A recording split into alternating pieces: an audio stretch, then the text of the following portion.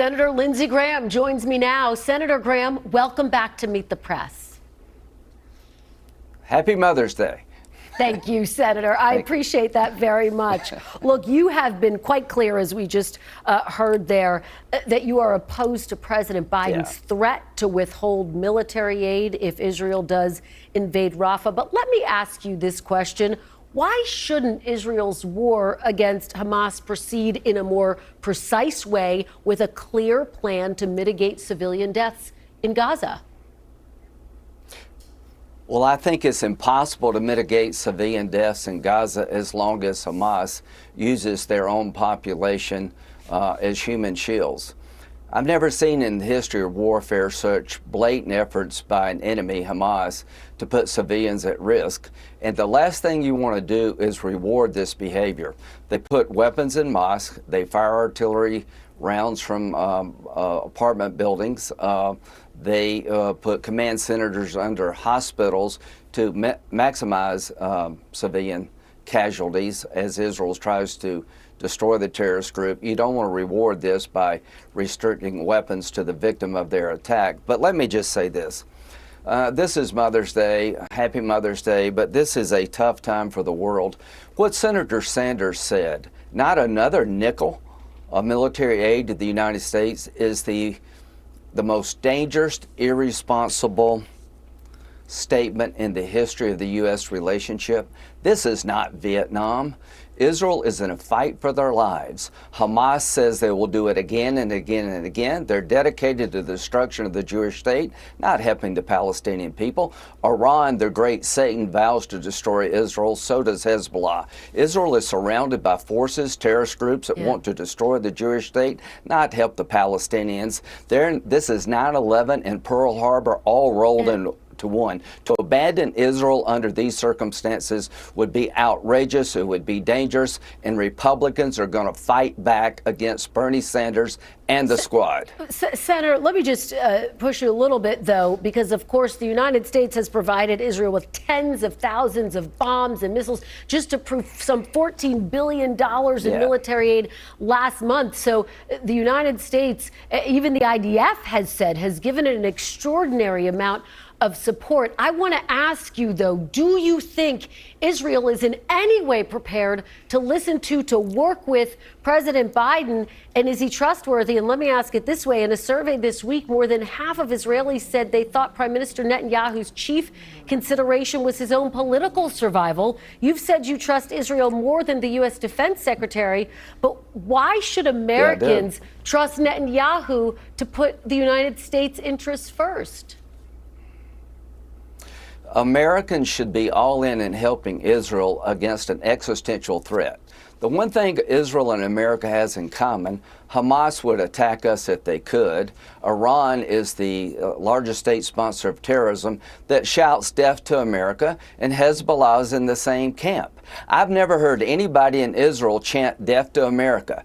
The people Israel is fighting are bent on destroying all of the Jews. This is Holocaust Remembrance Month, for God's sakes. We should unequivocally support Israel.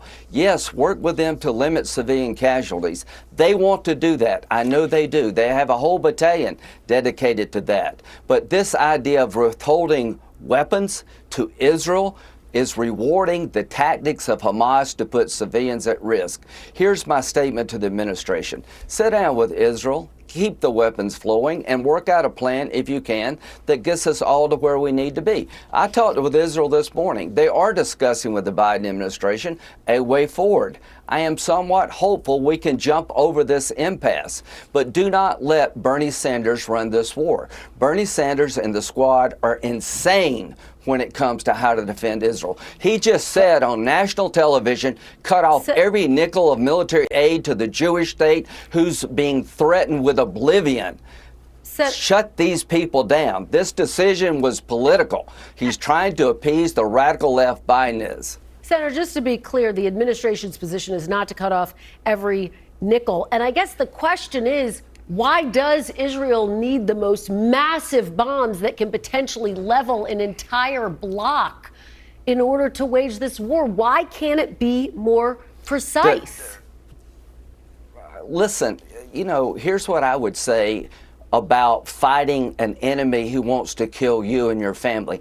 Why did we drop 2 bombs, nuclear bombs, on Hiroshima and Nagasaki to end a war that we couldn't afford to lose? You don't understand, apparently, what Israel is facing.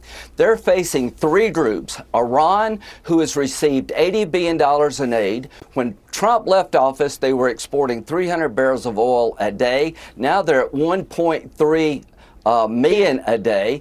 They've been enriched by Biden. They're taking that money to kill all the Jews. So when we were faced with destruction as a nation after Pearl Harbor, fighting the Germans and the Japanese, we decided to end the war by bombing Hiroshima and Nagasaki with nuclear weapons. That was the right decision. Give Israel the bombs they need to end the war they can't afford to lose, and work with them to minimize casualties. Senator, military officials would argue that there has been so much technology since those bombs were dropped that for that very reason, that is why Israel and other developed countries can be more precise. But let me ask it this way, because President Biden is not the first president to use arms shipments to try to influence Israeli policy. As you know, former President Ronald Reagan on multiple occasions withheld weapons to impact Israel's military actions.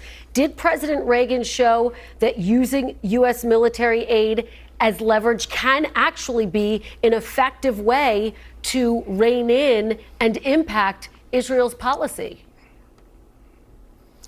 When you're telling the world you're going to restrict weapons delivery to the Jewish state who is fighting a 3-front war for their survival, it emboldens Iran, it emboldens Hamas. Sinwar is probably juiced up on the idea there's daylight between the United States and Israel. The hostage deal is harder. This is the worst decision in the history of the U.S.-Israel relationship, to deny weapons at a time the Jewish state could be destroyed. So here's what I would say. There is some hope we can get over this. Non-negotiable, the destruction of Hamas. Nobody in Israel will allow Hamas to be standing militarily or politically when this is over. How we get there is subject to negotiation. My problem is not with the weapons that Israel is using. My problem is with the tactics that Hamas is using, and the idea that America would not send a nickel of aid, echoed by a United States senator when all the Jews are trying to be killed by radical Islamic groups, tells us where we're at as a nation. The Republican Party is with Israel without apology. Well, historians would say, why is it okay for Reagan to do it and not President Biden? But let me ask you about why is it okay? deal. Well, can I say this? Why is it okay for America to drop 2 nuclear bombs on Hiroshima and Nagasaki to end their existential threat war? Why was it okay for us to do that? I thought it was okay. To Israel, do whatever you have to do to survive as a Jewish state. Senator, again, military officials say Whatever the you have to technology do. has changed. But let me ask you about how all these of this military could officials impact. that you're talking about Let me ask you are something. full of crap. Let me ask you something that I know you care a lot about, and that is the Saudi normalization deal. How would a ground invasion into Rafah impact what you believe is critical, getting a deal for normalization in the region with Saudi Arabia? Really good question. Number one, I want to keep pursuing this because you asked Tony a good question. What happens the day after? To my friends in Israel, what happens the day after? To Tony, what happens the day after?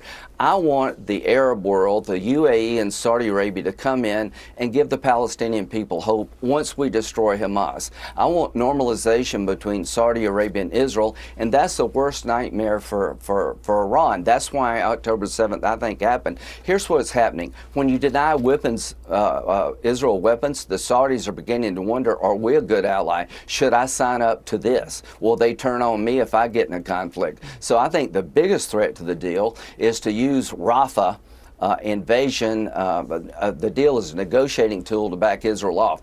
I am still going to pursue the deal. I hope we can get this issue with the weapons transfers behind us, and we can get back on setting the conditions where we can normalize between Saudi Arabia and Israel, and as part of that, have a new Palestinian opportunity where they'll have a better life when the Arabs help them rebuild Gaza and the West Bank with a new governing structure. I'm not giving up on that.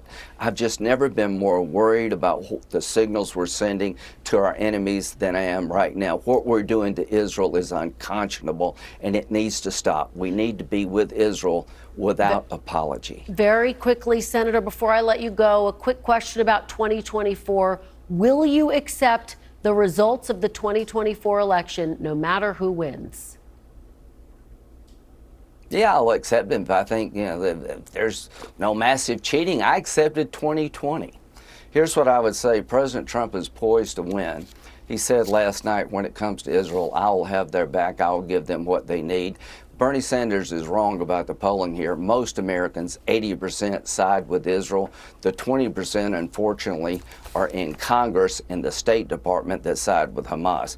That's the problem with this war. All right, Senator Thank Sanders, we are out of time. Senator Graham, I should say. You just invoked the other senator's name. We're often confused. We're often confused. Yeah. Senator Lindsey Graham, thank you so much. Happy We're out Mother's of time. Thank you very much. Appreciate your joining us.